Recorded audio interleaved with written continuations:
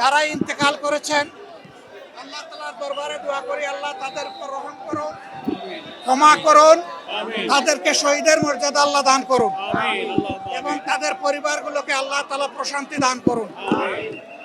সম্মানিত ভাইয়েরা, আমরা এখানে এসেছিলাম, প্রথমে গিয়েছিলাম আধুনিক হসপিটাল উত্তরায়। তারা বললেন যে এখানে 60 জনের মতো লোক তারা সাথে সাথে পাঠিয়ে দিয়েছে। এখানে এসে আমরা পেয়েছি 51 জনকে পর্যন্ত পাঠানো হয়েছে। শিয়া বাটার ও ভিটামিন ই সমৃদ্ধ লিলি হালাল বিউটি সোপ, তারুণ্যময় উজ্জ্বল ত্বকের জন্য।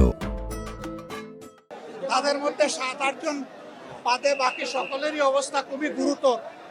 আমরা সবাই আল্লাহর দরবারে দোয়া করি তারা যেন সুস্থ হয়ে ওঠেন এবং চিকিৎসকরাও যেন তাদেরকে পর্যাপ্ত চিকিৎসা সেবা দিতে পারেন।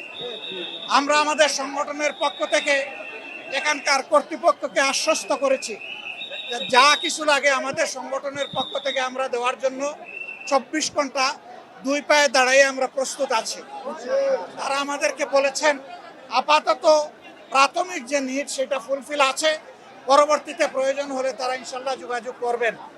আমরা দেশবাসীর কাছে দোয়া চাই, এই যে সন্তানেরা এখন জীবন মৃত্যুর সন্ধিক্ষণে আছে, আল্লাহ যেন তাদের সবাইকে সুস্থতা দান করেন, আল্লাহ যেন তাদের গার্জিয়ানদেরকে ধৈর্য ধরার তৌফিক দান করেন, যারা দুনিয়া থেকে বিদায় নিয়েছে তাদেরও গার্জিয়ানদেরকে যেন আল্লাহ ধৈর্য ধরার তৌফিক দান করেন। আমরা ইনশাআল্লাহ বিদায় নেওয়া প্রত্যেকটি পরিবারেই আমরা যাওয়ার চেষ্টা করবো, আল্লাহ যদি তৌফিক দেন ইনশাআল্লাহ।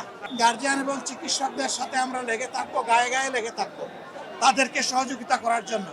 আমাদের প্রিয় ছাত্র সংগঠন ইসলামী ছাত্র শিবির আছে, চিকিৎসা অঙ্গনে আমাদের সংগঠনের সমস্ত মেন পাওয়ারকে এখানে স্ট্যান্ড বাই রাখা হয়েছে সহযোগিতা। আমাদের যা দরকার সব কিছুর জন্য আমরা প্রস্তুত। তার বিনিময়ে আল্লাহ যেন এই আহত অসুস্থ পুড়ে যাওয়া আমাদের কলিজার সন্তানগুলোকে আমাদের বুকে আবার সুস্থ হালতে ফিরিয়ে দেন।